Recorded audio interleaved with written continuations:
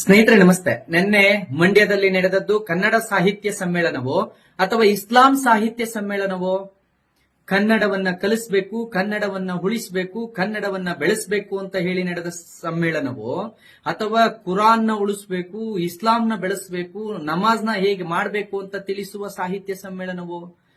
ನನಗೆ ಗೊತ್ತಾಗ್ತಾ ಇಲ್ಲ. ಯಾಕೆ ಅಂತ ಅಂದ್ರೆ ನಿನ್ನೆ ಯಾರೆಲ್ಲ ಕನ್ನಡ ಸಾಹಿತ್ಯ ಸಮ್ಮೇಳನ ಅಂತ ಹೋಗ್ತಿದ್ರು ಅವ್ರನ್ನೆಲ್ಲ ಕರೆದು ಅವರು ಹಿಂದೂಗಳಾಗಿರ್ಲಿ ಯಾರೇ ಇರ್ಲಿ ಅವ್ರನ್ನೆಲ್ಲ ಕರೆದು ಉಚಿತವಾಗಿ ಏನ್ ಕೊಡ್ತಾ ಇದ್ರು ಗೊತ್ತಾ? ಈ ವಿಡಿಯೋ ನೋಡಿ.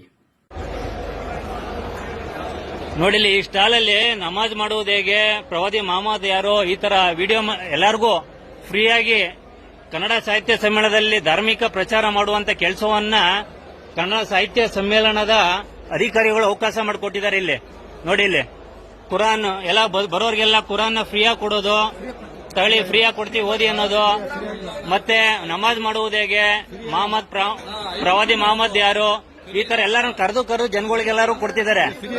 ಅಲ್ಲ, ಅವ್ರ ಕಡೆಯವ್ರಿಗೆ ಕೊಡ್ಲಿ, ಇದು ನಮ್ದೇನು ಅಭ್ಯಂತರ ಇಲ್ಲ. ಎಲ್ಲಾರನ್ನೂ ಕರೆದು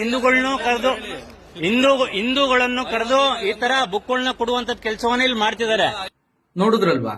ಈಗ ನೀವ್ ಹೇಳಿ, ನೆನ್ನೆ ನಡೆದದ್ದು ಕನ್ನಡ ಸಾಹಿತ್ಯ ಸಮ್ಮೇಳನವೋ ಅಥವಾ ಕನ್ನಡದ ಹೆಸರಲ್ಲಿ ಇಸ್ಲಾಂನ ಓಲೈಕೆಯೋ, ತುಷ್ಟೀಕರಣದ ನೀತಿಯೋ?